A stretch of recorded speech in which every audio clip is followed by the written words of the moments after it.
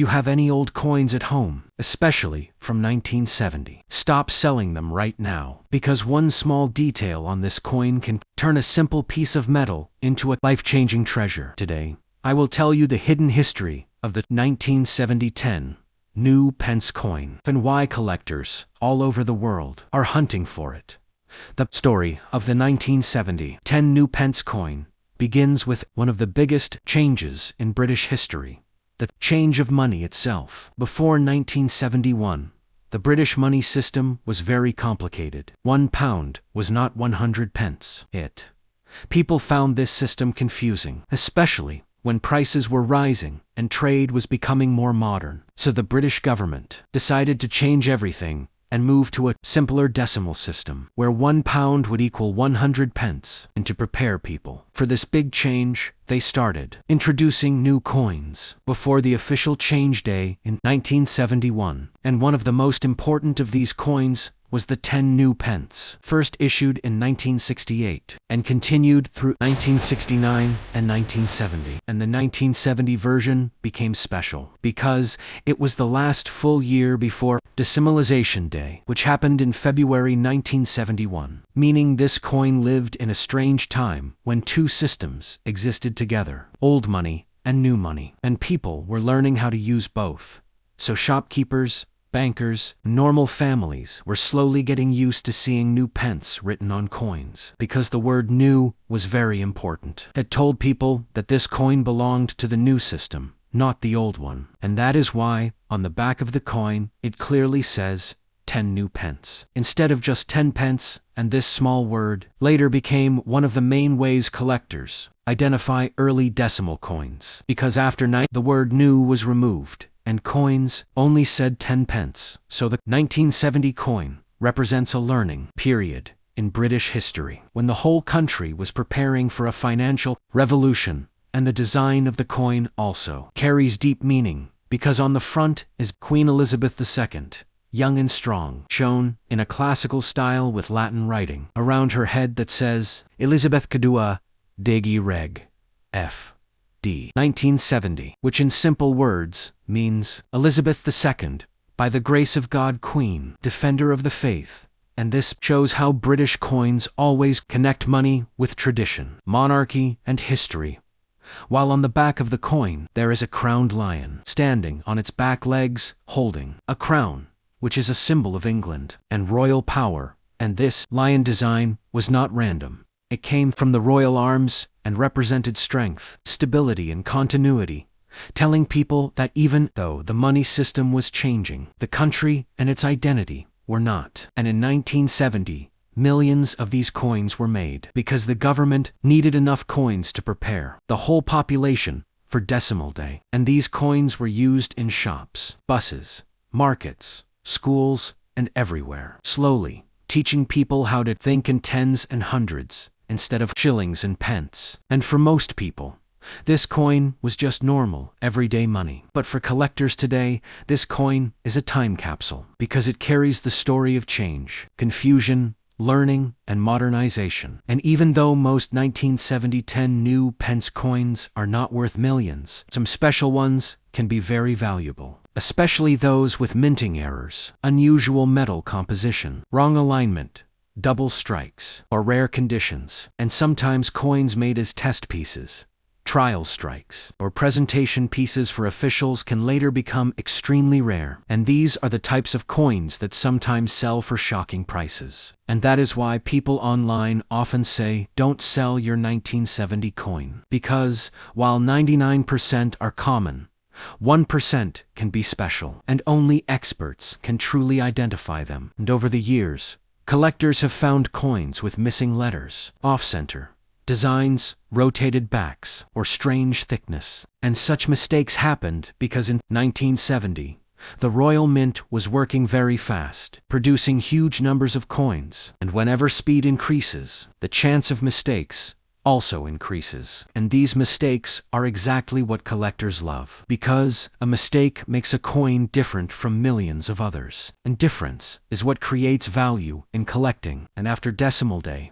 in 1971, people slowly stopped thinking of 10 New Pence as something special. It became normal money, And later, in 1983, the design changed to a new version with a different style, and the word new was removed, making the 19701982 coins officially part of the early decimal era. And today, when collectors talk about early decimal coins, the 1970 10 New Pence is always mentioned, not because it is always expensive, but because it represents the heart of that historical change. And many people today still find these coins in old drawers, piggy banks, boxers, or inherited collections. And most of the time, they are just worth their face value, or a little more. But sometimes, very rarely, someone finds a coin with a special error or rare feature. And that is when a simple coin can become a life-changing discovery. And this is why the 1970 10 New Pence coin continues to attract attention online, in videos, in auctions,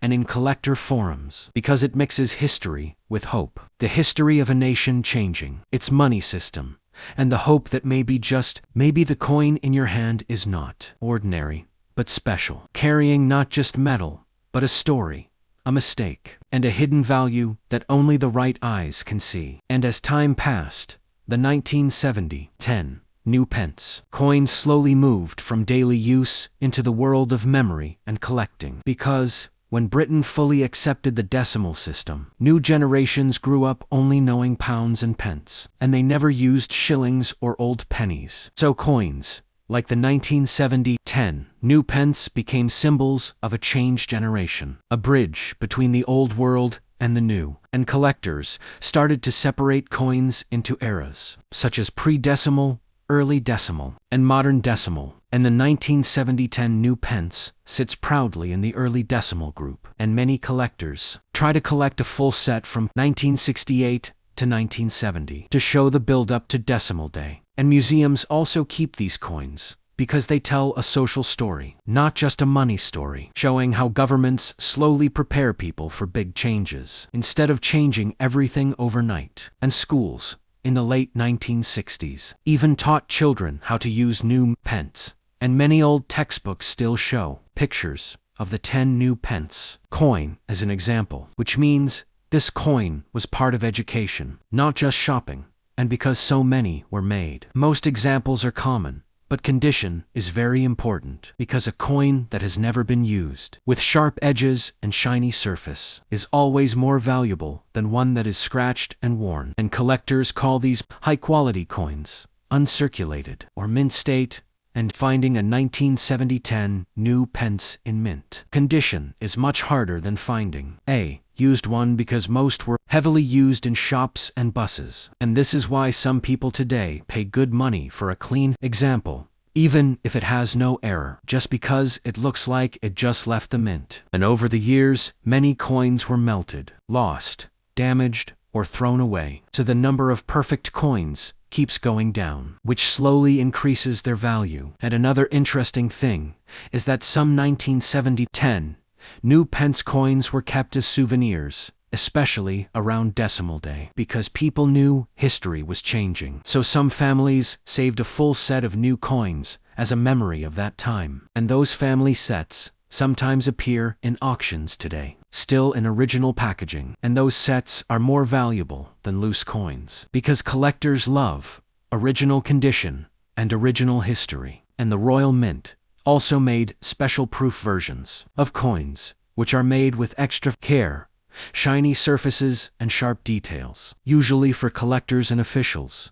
And in 1970 10 New Pence, in proof condition, is much rarer than a normal one. And these proof coins were often sold in special sets, and many of them are still kept in boxers. And these are the types of coins that can sell for much higher prices than normal used ones. And another thing that affects value is where the coin was made. Because although most British coins are made in the UK, sometimes small numbers are made in other places or in special conditions, and small differences in metal weight or finish can make a big difference for collectors. And technology in 1970 was not as advanced as today, so quality control was not perfect. And that is why some coins came out with strange features, like weak strikes, missing parts, or off-center designs. And today, People with magnifying glasses and digital scales check their coins carefully, looking for even tiny differences. And the internet has made this hobby much bigger.